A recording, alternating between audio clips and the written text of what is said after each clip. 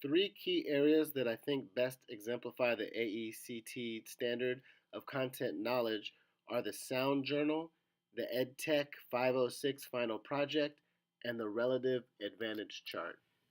The Sound Journal was done in EdTech 597, the Pedagogy of Sound. This was a really good experience for me because it opened me up to the skill set of working with audio that I wasn't familiar with before. So I got to work with Sound Booth in Adobe, in the Adobe Creative Suite, and I was able to work with GarageBand also. And I was able to bring it into other aspects of my teaching, such as presentations and doing tutorials for different things that the students needed. In the EdTech 506 graphic design class, our final project was to build a big unit that involved a lot of the graphic design skills that we learned throughout that unit. So I chose to talk about accommodations because I work with students with special needs, and we have a 6-day unit plan. And the objectives were to understand what an accommodation is, identify their strengths and areas of need, and they will understand their accommodations. So day one starts with a survey done on the Google form, and then we go on to look at an infographic that I made on Photoshop, and the students have to put a caption for each part, and then we look at a PowerPoint and take notes.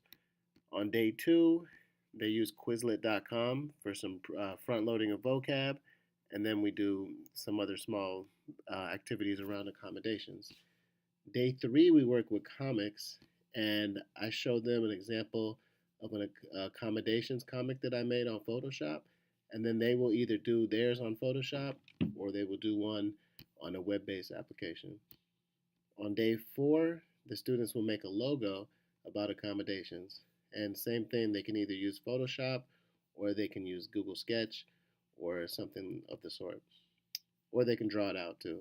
That's the part of the differentiated aspect. Day five, we continue with logos. And then day six is the Pecha Kucha. This is where they make a video about the project, and here's a model that I did and that they can use. And then the final day is a post assessment. This standard comprises a lot of the meat of the AECT standards, content pedagogy. I chose to use 7 artifacts to showcase the 5 indicators, and these artifacts were some of the biggest projects I did, but also some more of the idiosyncratic ones. I wish I had time to go over everything, but I have to be concise, so I have to focus on just a few key areas. One of the major projects I made was the project-based learning unit plan, in which I developed many formative assessments and rubrics to help the students along the way. The project-based learning unit that I did was all about doing research and then building a podcast from that. To help the students through the whole process, which was very in-depth and took many lessons, I developed these 6 key rubrics. They started with a little check-in, which was sort of like an interview where I had the students rate, hey, I need a lot of help, or I'm already done. I ask guiding questions, and then we focus on the next steps. From there, we have the writing process rubric, and this is kind of just a quick check-in. This is the peer editing rubric. This is a standard 10-point rubric, and it has the below standard, approaching standard, at standard, and above standard. We have the research paper rubric. This too is a little bit more in depth.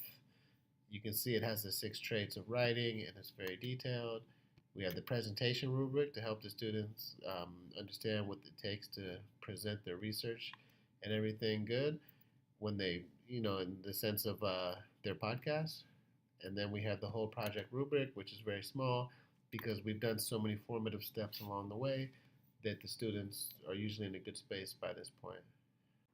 One of the key takeaways I had during the Masters of Education Technology program is that education technology has to be used in a very systematic manner.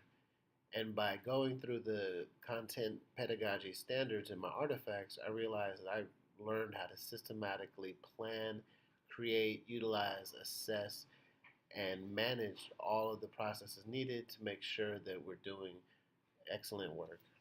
Standard 3, Learning Environments. At first, it may seem that this AECT standard is focused on the physical environment, but it takes into account the environment as a whole. It takes into account learning principles, research, selection of appropriate processes, and other areas that help guide the practitioner to overall best practices in creating an effective learning environment. One key artifact that I have that exemplifies this standard is the culminating unit of instruction that I developed for EdTech 503. This metaphor in the introduction to my unit exemplifies the depth of which I embarked on the unit design process. If one is to extend this metaphor, they would readily see that the very wary nurse has to evaluate the environment, evaluate the recipient of the medication, and think about what tools in his repertoire and in the patient's context would be the most appropriate. In this unit that consisted of 30 pages of unit planning, some of the key takeaways I had were how to do a needs assessment.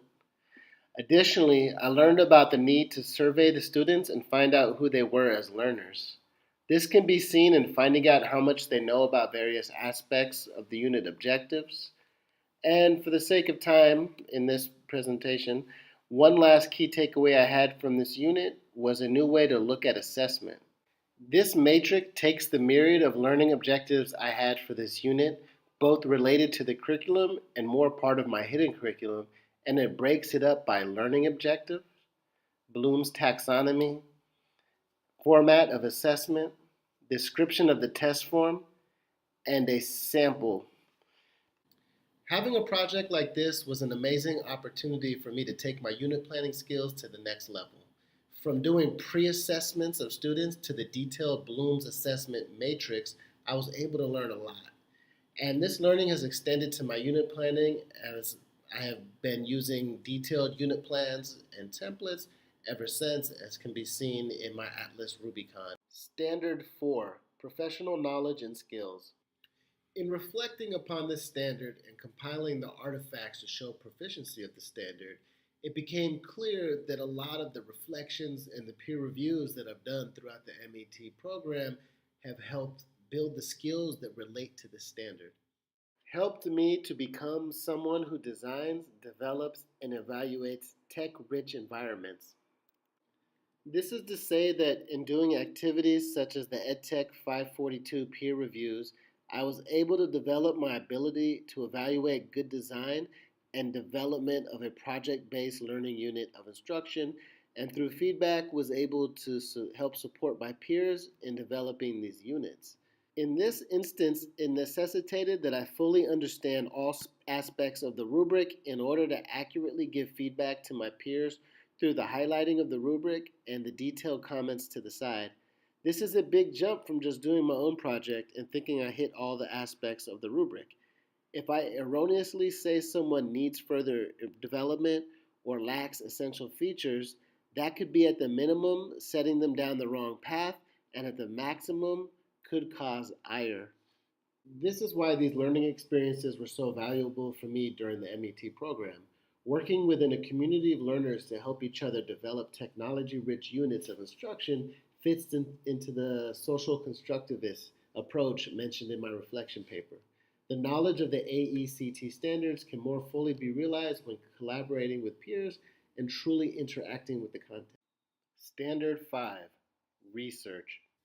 This standard says that graduates of the MET program should be able to explore, evaluate, synthesize, and apply methods of inquiry to enhance learning and improve student performance. In order to showcase this standard, I chose to share the annotated resources list I compiled during the EdTech 541 course. Each week, we were tasked with doing rigorous explorations and evaluation into tech tools, learning theories, the relative advantage of various learning tools, and more.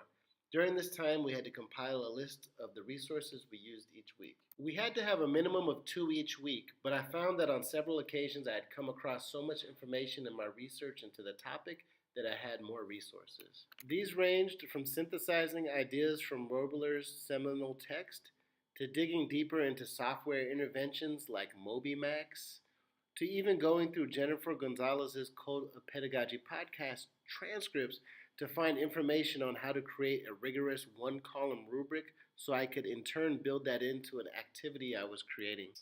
All of these activities are what have led me to become an educator who can search out information, evaluate it, synthesize it, and then put it into practical use. I have been a learning specialist my whole career, and I prided myself on that. But these last few years, I now strongly feel that I'm an EdTech specialist too. I can be a resource to others who need help integrating technology, and at the same time, I can be a learning support teacher in the same sense that I'm helping students efficiently and effectively reach their learning goals, but in this case, through technology.